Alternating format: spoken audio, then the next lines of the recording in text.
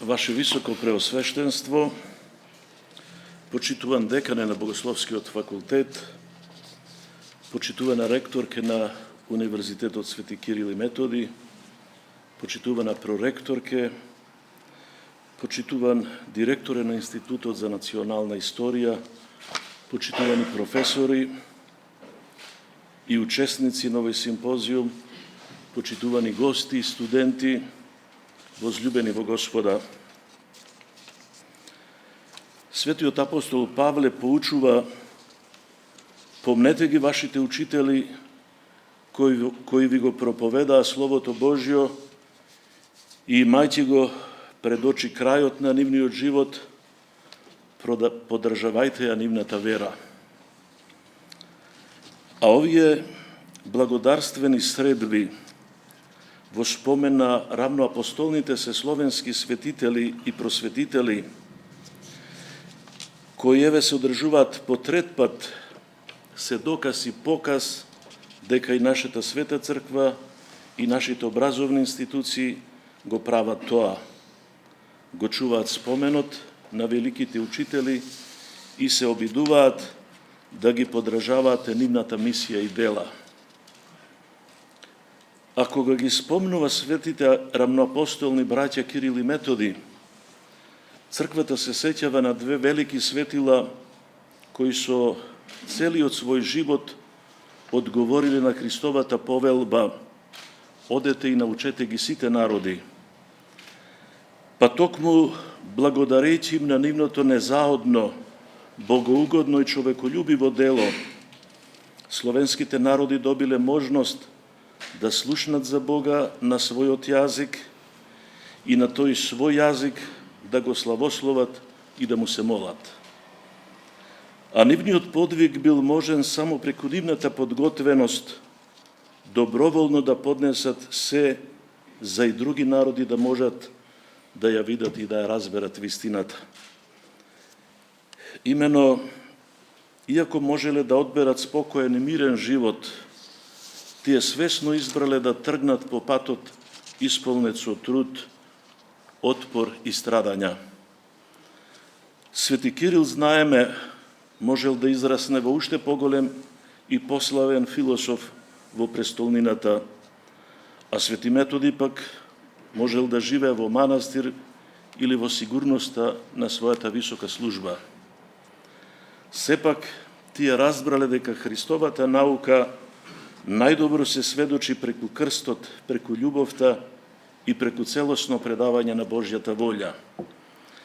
Тие рамноапостолски ја разбрале исповета на апостолот Павле, кога вели: тешко мене ако не го проповедам Евангелието.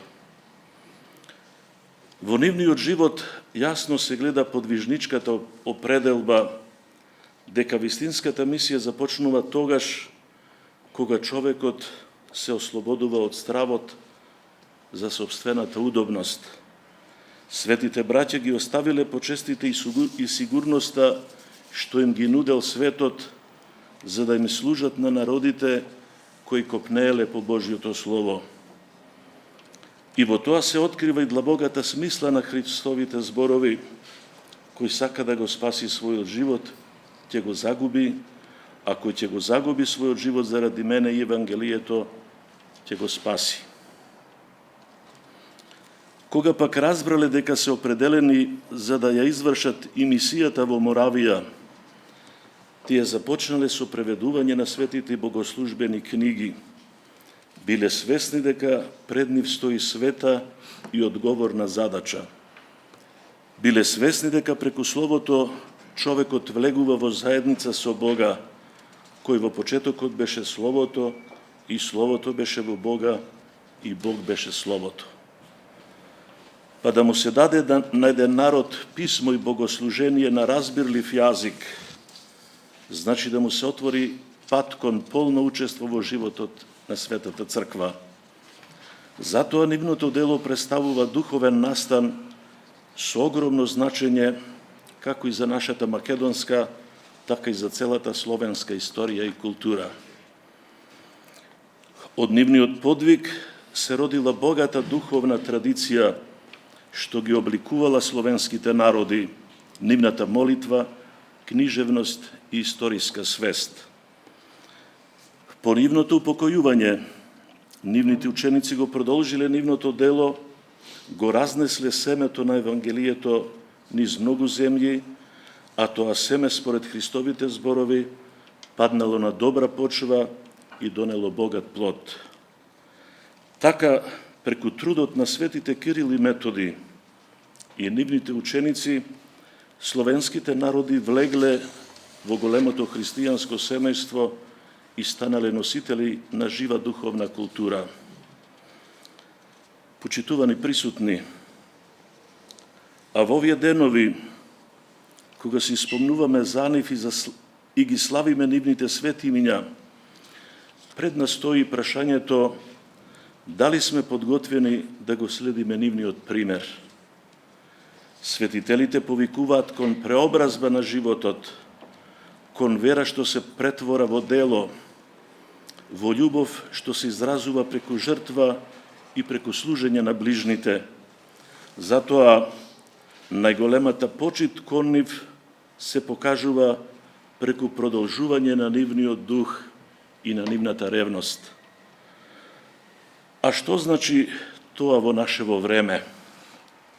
Тоа значи дека и ние сме повикани да ги оставиме себељубието и равнодушноста во овој наш свет, исполнет со неизвестности, поделби и духовна уморност. Примерот на светите браќа не повикува кон мисија, кон храброст и кон живо сведоштво. Денес можеби не создаваме азбуки, но сме повикани да го испишуваме Христовото име во срцата на луѓето преку добрина, вера, милосрдие. Христијанството од секогаш било пат на подвиг и љубов. Господ Христос им рекол на своите ученици, кој сака да врви по мене, нека се одрече од себе, нека го земе својот крст и нека оди по мене. Светите Кирил и Методи токму така живееле, со вера што победува страв, со љубов што ги надминува границите и со надеж што останува жива и во страдањата. Затоа, додека денес ги чествуваме овие светилници за нас македонците, како и за сите словенски народи, да се запрашаме дали ние сме подготвени да жртвуваме нешто за Евангелието. Дали сме подготвени да сведочиме за Христа и тогаш, кога тоа бара труд, одрекување и храброст. Дали сме подготвени да бидеме продолжувачи на нивното дело и во нашево време. Нека молитвите на светите рамноапостолни, браќа Кирил и Методи, ни дадат сила да бидеме достојни наследници на нивната вера, нивната ревност и нивната жртвена љубов. Така нивното дело ќе продолжи да живее како светлина што ги просветлува и сегашноста и иднината. И уште нешто. Ова лето Господово се навршуваат 1140 години од враќањето на светите Климент и Наум во Македонија, како и 1110 години од упокојувањето на свети Климент, патронот на нашата света црква, на нашата култура и на нашите образовни институции. Да се погрижиме достоинствено да ги одбележиме овие годишнини, кои се неизбришливо поврзани со се што е наше. Амин. Христос воскресе.